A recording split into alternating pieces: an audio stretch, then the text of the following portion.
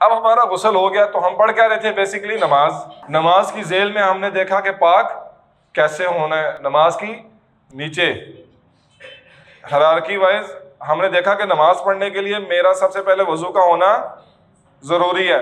But وضو سے پہلے ہم نے دیکھا کہ یار وضو تب ہوگا جب میں پاک ہوں گا. میں پاک ہی نہیں ہوں تو بھلے میں وضو کر لوں, میرا وضو ہو جائے گا؟ نہیں ہوگا. تو اب میں نے غسل کر لیا, ہو گیا نا میرا. یہ جو ساری باتیں ہم نے کی, اس کے بعد بالفرض اگر ہم نے پریکٹیکلی یہ کام کیا, میرا غسل ہو گیا. اب غسل ہو گیا کہ نہیں ہو گیا؟ اب غسل کرنے کے بعد ہم نے وضو کرنا ہے. اب کیا کرنا ہے؟ تو وضو کے کتنے فرائض ہیں وہ ابھی ہم نے قرآن پاک کی آیت کے ذریعے ہم نے دیکھ لیے کہ وضو کے کتنے فرائض ہیں؟ 4.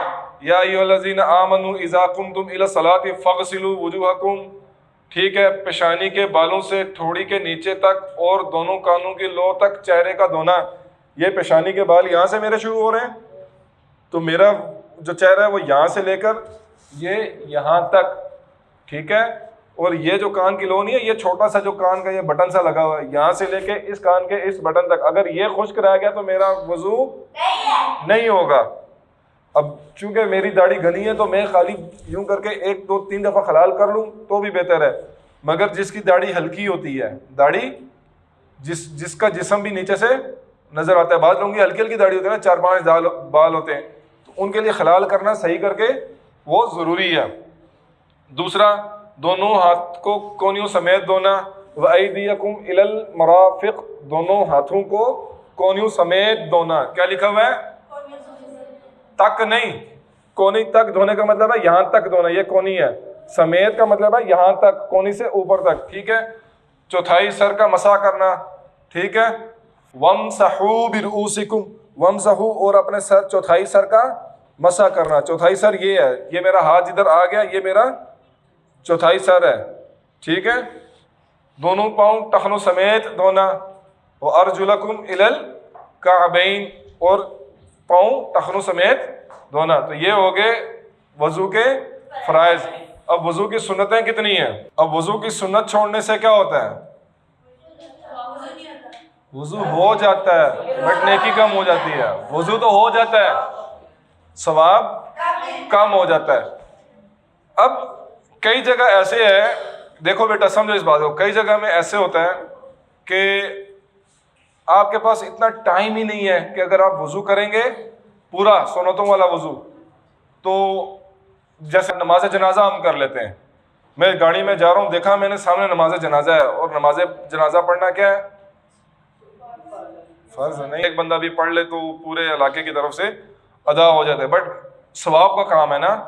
میں نے گاڑی روکی اور میرے پاس ایک ہی بوتل ہے. اب مجھے پتا ہے اس بوتل سے اگر میں نے پورا وضو کیا تو میرا وضو بھی نہیں ہوگا, اور اگر اس بوتل سے اگر میں نے پورا وضو کر بھی لیا تو نماز جنازہ نکل جائے گی. تو اس صورت میں چاروں فرض ادا کروں اور جا کے نماز جنازہ میں وضو میرا ہو گیا, نماز جنازہ کا بھی ثواب مل گیا اور وضو کا بھی ثواب مل گیا. اب دیکھنا یہ ہے کہ آپ نے کب کہاں پہ کیسے آپ نے 4 فرض کرنے اور کہاں پہ پورا وضو.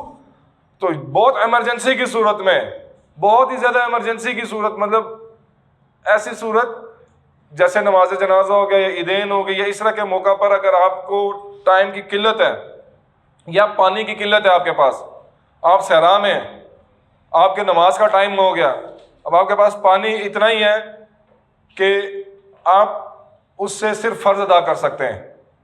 آپ کو پتہ ہے کہ اس پانی کو میں نے پینا بھی ہے اور اس سے میں نے وضو بھی کرنا ہے, اور شام تک میں پہنچ جاؤں گا وہاں پہ جہاں سے مجھے مزید پانی مل جائے گا. تو اس صورت میں آپ نے اس پانی کو صرف فرض وضو کیا, باقی پینے کے لیے رکھا اور شام تک وہاں پہنچ گئے. ٹھیک ہے, اور اگر آپ کو پتہ ہے کہ پانی ختم ہو جائے گا جاتے جاتے تو آپ نے تیمم کر لینا ہے, تو وہ تیمم بھی آگے ہم جا کے پڑھیں گے. تو سب سے پہلے اس میں بھی ہم نے نیت کرنی کہ نیت یا اللہ جی میں تیرا حکم ہے نماز پڑھنے کا. کس کا حکم ہے؟ اللہ جی کا حکم ہے نا. یا اللہ جی آپ کا حکم ہے تو میں نماز پڑھنے جا رہا ہوں, تو نماز پڑھنے سے پہلے میں وضو کر رہا ہوں, تو وضو کی میں نیت کر رہا ہوں. ٹھیک ہے, یہ بات جب آپ نے اللہ سے کی کہ نماز پڑھنے کے لیے جا رہا ہوں اس لیے میں وضو کر رہا ہوں, تو یہ نیت ہو گئی کہ نہیں ہو گئی؟ تو پہلا بات آپ کی یہ. پھر وہی شروع کس سے کرنا؟ بسم اللہ الرحمن الرحیم. اب اگر آپ کا وضو خانہ باہر ہے واش روم سے, تو آپ نے بازو اوپر کرتے بسم اللہ الرحمن الرحیم اور پھر ہاتھوں کو دھونا، یعنی کہ کلائیوں سمیت دھونا، ٹھیک ہے۔ 3 بار کلی کا کرنا، مسواک کا کرنا، کلی کے بعد مسواک اچھے طریقے سے کرنا، 3 بار ناک میں پانی کا ڈالنا، سارے سر کا کانوں سمیت مسح کرنا۔ اب وہ کیسے کرنا، مرد ہو یا عورت، یہ 3 انگلیاں آپ نے لی، پہلے ہاتھ گیلے کی 3 انگلیاں لی، یہ 2 انگلیاں اور یہ 2 انگلیاں اور یہ انگوٹھا آپ کا باہر ہے۔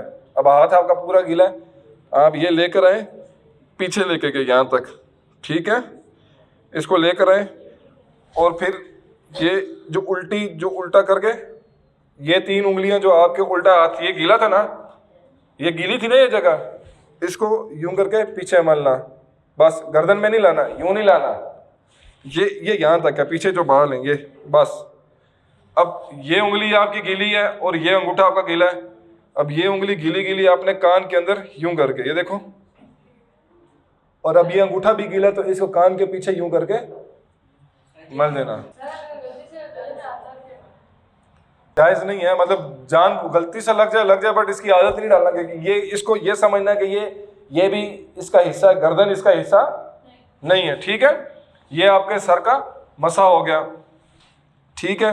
اس کے بعد کیا ہے، داڑھی اور انگلیوں کا خلال کرنا، داڑھی کا اور انگلیوں کا یہ کر کے اور یہ کر کے خلال کرنا کہ کوئی انگلیوں کے بیچ کی جگہ جو ہے نا اور خالی نہ رہے، بٹ یہ اس کا طریقہ یہ ہے کہ یہ یوں کر کے یہ اور یہ یوں کر کے یہ، ٹھیک ہے۔ لگاتار اس طرح دھونا، ہاتھ دھوئے، کلی کی، مسواک کیا، ناک میں پانی ڈالا، ٹھیک ہے، منہ پہ پانی ڈالا، ٹھیک ہے، پھر اس کے بعد مسح کیا، اور ان تمام چیزوں میں اتنا وقت کا رکھنا، ٹھیک ہے، کہ آپ کا پہلے والا عضو ہے وہ خشک نہ ہو، ٹھیک ہے۔ پھر آخر میں کیا ہو گیا، ترتیب وار، یہ سنت ہے، پتہ چلے پہلے آپ پاؤں دھو رہے ہو کہ یار میں تو یہاں سے وضو شروع کروں گا، پہلے میں پاؤں دھوؤں گا، پھر میں مسح کروں گا، پھر میں کونیاں دھوؤں گا، پھر میں منہ دھوؤں گا، پھر میں ناک میں پانی ڈالوں گا، پھر میں کلی کروں گا، اور پھر آخر میں جا کے ہاتھ دھوؤں گا۔ تو ریورس کام ترتیب سے کرنا، ریورس کرنے سے بھی آپ کا وضو تو ہو جائے گا پر ثواب نہیں ملے گا، ٹھیک ہے جی۔